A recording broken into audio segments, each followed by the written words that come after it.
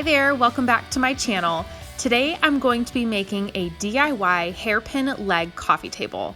This is a super easy and affordable project, so keep watching to see how it's done.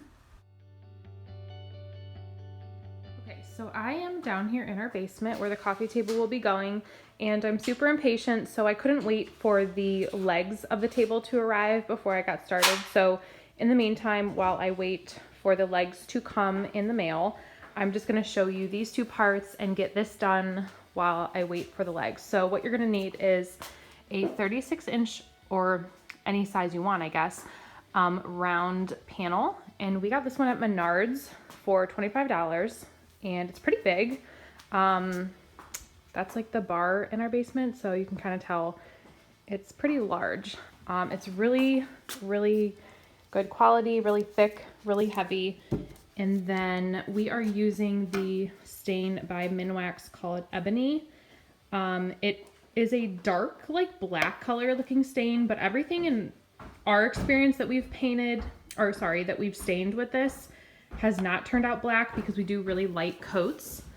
And then of course you're just gonna need a cloth rag, and I always just use any kind of like extra rag that we have on hand. I don't use a brush.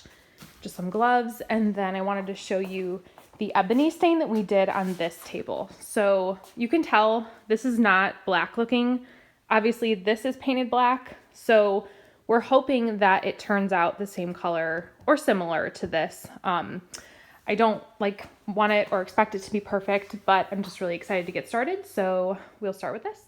So I forgot to mention earlier that it's very important to use a tack cloth prior to staining.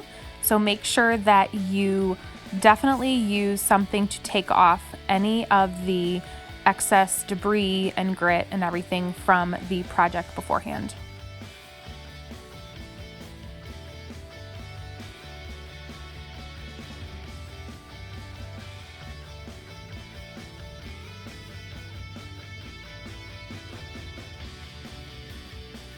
So the reason I prefer to use a cloth versus a brush is I feel that it's easier to control where the stain is being applied.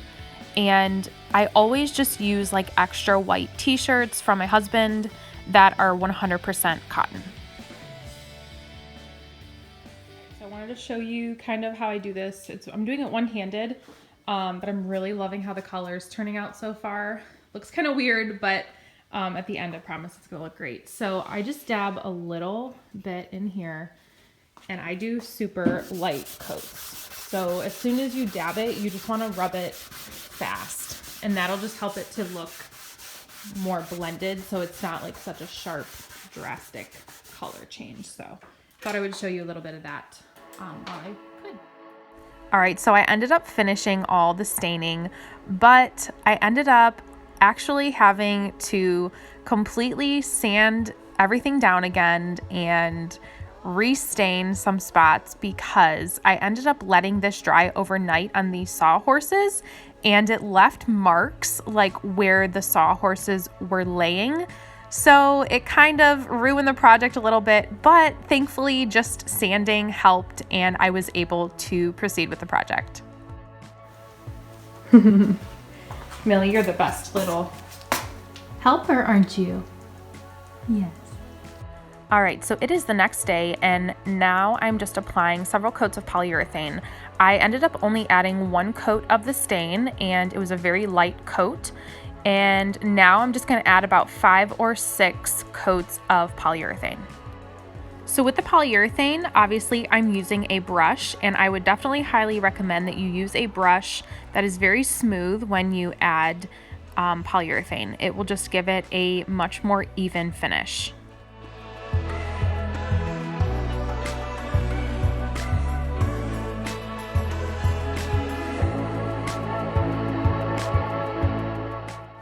All right, so I ended up finishing, after everything was dry, I attached these hairpin legs to the base of the coffee table, and I ended up finding these on Amazon. So I will have a link in the description below for you to purchase if you'd like to do this project also. So here's what it ended up looking like in our basement with all of our other furniture. We are just so happy with how it turned out, and it was so affordable, and it was just a really fun project to do ourselves.